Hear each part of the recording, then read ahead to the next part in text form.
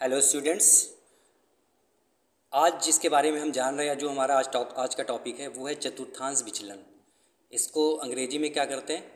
Quartile deviation कहते हैं। ठीक है, क्वार्टर होता है ना, 1/4 क्वार्टर, ऐसे इसको चतुर्थ मतलब इसीलिए इसको क्वार्टाइल डेविएशन कहते हैं, क्योंकि क्वार्टर का मतलब होता है 4। ठीक है, चतुर्थांश विचलन।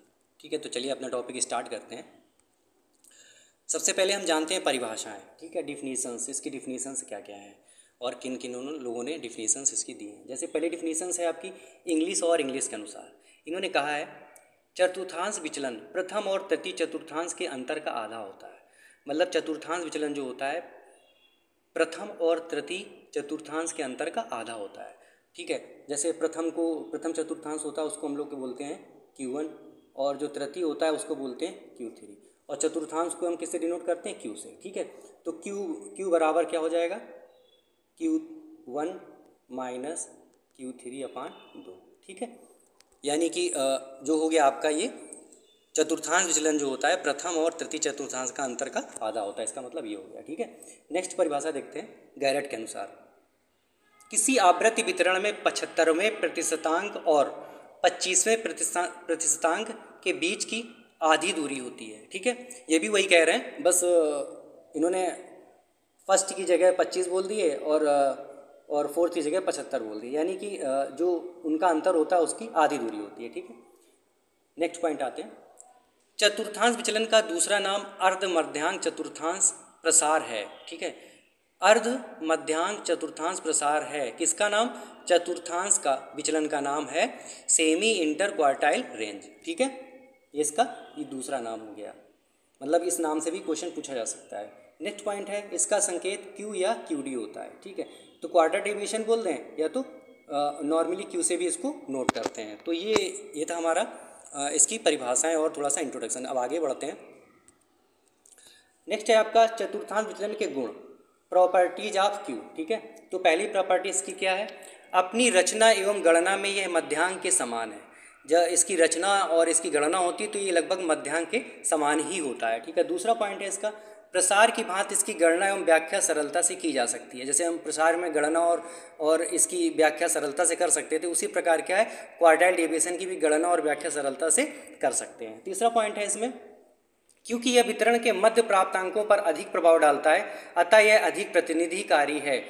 मतलब ये अगर तुलना करें इससे हम प्रसार से या मध्यांक विचलन से, तो क्या होगा? ये उससे ज़्यादा प्रतिनिधिकारी होगा। नेक्स्ट है आपका, यदि वितरण में विषमता हो तो विचलनशीलता ज्ञात करने के लिए उपयुक्त माप है। यदि वितरण जो दिया हो उसमें विषमता हो तो क्या हुआ? ये हमारी जो विचलन ज्ञात करने की उपयुक्त माप है। अब देखिए, अब ये जो पॉइंट है विषमता या स्क्यू, इसका क्या मतलब होता है? देखिए, जैसे हम फ्रीक्वेंसी डिस्ट्रीब्यूशन करते हैं और कोई ग्राफ बनाते हैं। ठीक है, तो ग्राफ मान लीजिए हमारा ऐसे करके ऐसे जा रहा है। ठीक है, तो यहाँ पे जो पॉइंट है आपका, यानी कि ये इतनी दूरी बराबर है, ये दूरी भी बराबर है, यानी कि बराबर बराबर है, तो इसको बोलेंगे ये क्या है? सममित, यानी बराबर बराबर आपका ये विचलित है। लेकिन आपका ग्राफ कैसे बन जाए?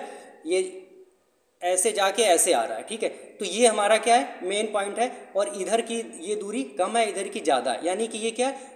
स्क्यूड है, विषम रूप से ये फैला हुआ है, यानी इसका फैलाव क्या है? विषमता से है या स्क्यूडनेस लिए हुए है। ठीक है, तो ये होता है विषमता या स्क्यूड। चलिए आगे बढ़ते हैं। अब हम बात करेंगे चतुर्थांश विचलन के दोष या डीमेरिट्स की। पहली जो होती है इसमें क्या होती है दोस्त इसका? क्योंकि प्रथम चतुर्थांश Q1 के नीचे एवं तृतीय चतुर्थांश Q3 के ऊपर 25-25% प्राप्तांक पाए जाते हैं, अतः केवल यह बीच के 50% प्राप्तांकों का प्रतिनिधित्व करता है। ठीक है, जब हम Q निकालते हैं तो क्या होता है? ये बीच का पार्ट होता है। ऊपर इसके कितने होते हैं? 25%, और नीचे कितने होते हैं? 25% इसके प्राप्तांक होते हैं। ठीक है, नेक्स्ट पॉइंट है, मुक्त छोर या असीमित वितरण की स्थिति में चतुर्थांश विचलन ही केवल मात्र विचलन का माप है जिसकी गणना तर्कसंगत है। अन्य कोई माप ऐसी अवस्था में उपयुक्त नहीं होती है।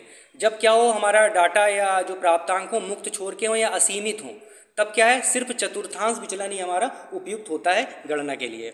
नेक्स्ट पॉइंट है आपका, मानक विचलन की अपेक्षा चतुर्थांश विचलन कम विश्वसनीय होता है, क्योंकि इसमें मानक त्रुटि की संभावना अधिक पाई जाती है।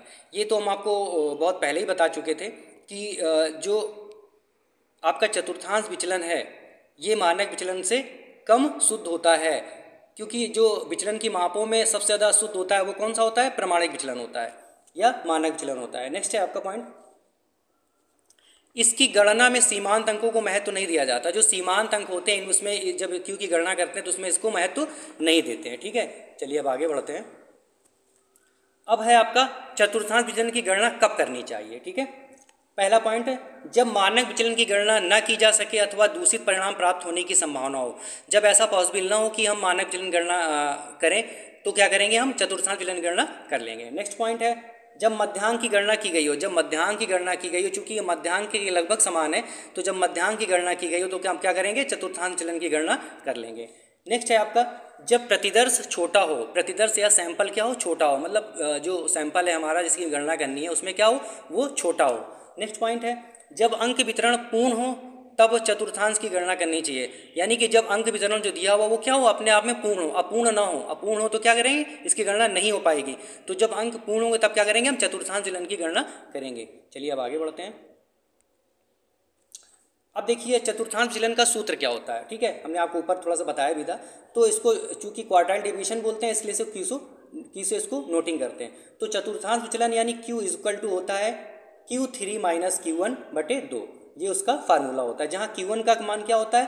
n+1/4 TH item of square, यानी फोर्थ फिफ्थ सिक्स्थ जो भी आइटम होगा वो क्या हो जाएगा? Q1 हो जाएगा। नेक्स्ट है Q3, ये Q3 भाई Q3 भी तो आया इसमें, तो Q3 इक्वल टू क्या होता है? 3n+1/4 TH टर्म या आइटम या स्कोर, यानी कि जो भी आपका टर्म 4 फिर 6 जो भी आएगा वो स्कोर। ठीक है, ये चतुर्थांश विचलन का आपका सूत्र हुआ। चलिए अब आगे बढ़ते हैं। अब देखिए जो संकेत हमने बोले थे इसमें Q1 क्या था? फर्स्ट क्वार्टाइल या प्रथम चतुर्थांश था। Q3 क्या था? थर्ड क्वार्टाइल, ये क्वार्टाइल है। ठीक है, क्वार्टाइल। प्रति चतुर्थांश, ये Q क्या था? क्वार्टाइल डेविएशन या चतुर्थांश विचलन इसी को कहते हैं। N क्या है इसमें? Number of scores of item, जितने भी इसमें प्राप्तांक होंगे उनकी संख्या। तो ये था आपका टॉपिक चतुर्थांश विचलन। आशा करते हैं आपको समझ में आया होगा। ये एक जो विचलन की एक माप टॉपिक है उसका एक पार्ट है। ठीक है, इसके बाद नेक्स्ट वीडियो में हम आपको प्रमाणिक विचलन के बारे में बताएंगे। आशा करते हैं आपको टॉपिक समझ में आया होगा। Thank you.